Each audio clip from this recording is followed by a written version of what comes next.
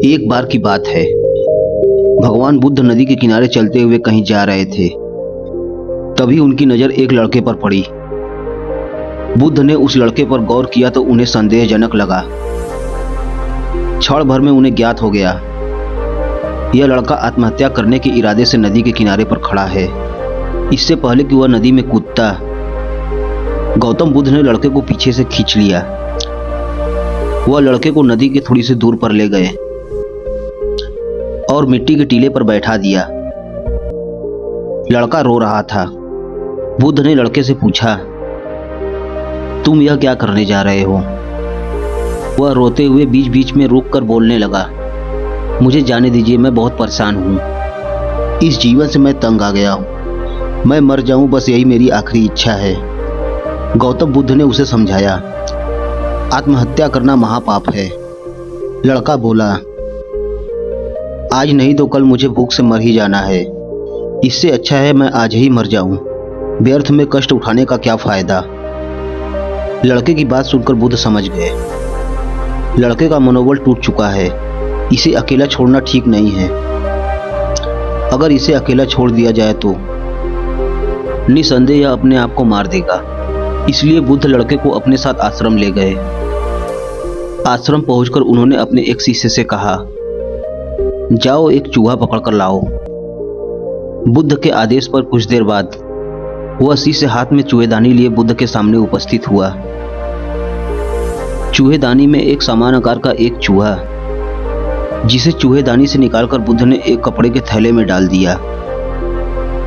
फिर थैले का मुंह बांध कर उसे एक जगह टांग दिया। चूहा कुछ देर थैले में इधर उधर भागता रहा। जब वह उछल कूद करके खुद को बाहर नहीं निकाल पाया, तब उसने थैले को काटना शुरू कर दिया। एक बार उसे अपनी मेहनत का फल मिलने लगा। जैसे जैसे वह अपने दांतों को कपड़े के थैले में धंसाता गया, वैसे वैसे कपड़े के छोटे छोटे टुकड़े जमीन पर गिरते गए। इस तरह वह थोड़ी देर में बाहर निकलने का रास्ता बनाने में सफल हुआ और वहां से तेजी से उछलते कूदते भाग गया। इसके बाद गौतम बुद्ध ने गुड़ का एक छोटा सा टुकड़ा लेकर रेत के ढेर पर रख दिया। गुड़ की महक से थोड़ी देर में वहां चींटियों का झुंड इकट्ठा हो गया।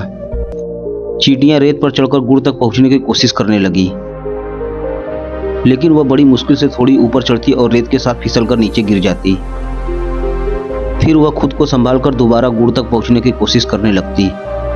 उनका गिरना संभलना काफी देर तक चलता रहा। इस गिरने संभलने के दौरान एक पल ऐसा भी आया कि जब वह आखिरकार गुड़ तक पहुंच ही गई।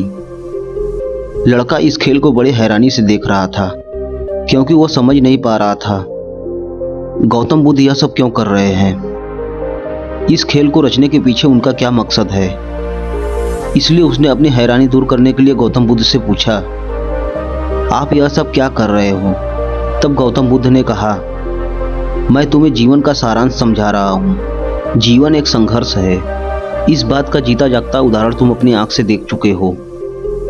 तुमने देखा कि एक चूहा पिंजड़े में कैद तुम्हारे सामने लाया गया, फिर उसे थैले में टांग कर बांध दिया गया। वह इधर उधर दौड़ा भागा, मगर उसे बाहर निकलने का कोई रास्ता नहीं मिला। वह भी सोच सकता था उसका जीवन अब यही खत्म होने वाला है, लेकिन उसने हार नहीं मानी। वह बाहर निकलने के लिए मेहनत करता रहा। आखिरकार वह बाहर निकलने में सफल हो गया। दूसरी तरफ तुमने देखा चिड़ियां गुड़ तक पहुंचने के लिए कितना प्रयास कर रही थी, फिर भी वह पहुंच नहीं पा रही थी।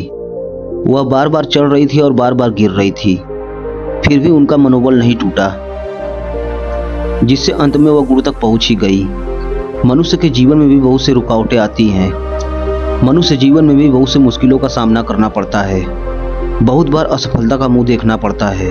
अगर सभी लोग हिम्मत हार कर बैठ जाएं या आत्महत्या करके इस कीमती जीवन को नष्ट करने में लग जाएं, तो दुनिया का संचालन ही थम जाएगा।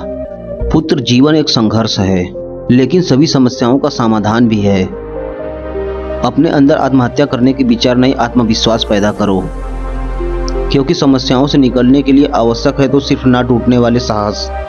गौतम बुद्ध ने आगे समझाते हुए कहा, साहस की जिंदगी सबसे बड़ी जिंदगी है। साहसी मनुष्य का पहली पहचान यह है कि इस बात की चिंता नहीं करता कि तमाशा देखने वाले लोग उसके बारे में क्या सोच रहे हैं। जनमत की अपेक्षा करके जीने वाला आदमी दुनिया का असली ताकत होता है और मनुष्यता को प्रकाश भी उसी से मिलता है। अड़ोस पड़ोस को देखकर चलना यह साधारण जीवों का काम है। क्रांति करने वाले लोग अपने उद्देश्य की तुलना ना तो पड़ोसी के उद्देश्य से करते हैं और ना ही अपनी चाल को पड़ोसी के चाल को देखकर माध्यम बनाते हैं। कहा भी गया है कि शेर, सुअर, शायर किसी के द्वारा बनाई गई लीक पर नहीं चलते हैं, वे अपना रास्ता खुद ढूंढ निकालते हैं। पुरुष अपना पंथ स्वयं करता है। यह बात हिम्मत वालों के लिए ही तो कही गई है। अरे आप में हिम्मत ही नहीं तो जिंदगी किस काम की। पराजित जिंदगी भी कोई जिंदगी होती है। अपना मार्ग खुद बनाओ और जिंदगी जियो। गौतम बुद्ध के इस उपदेश के बाद लड़के का मन बदल गया। उसने आत्महत्या जैसे पाप से दूर रहने का कसम खा ली। कई सालों बाद वह अपने गांव का मुखिया बना।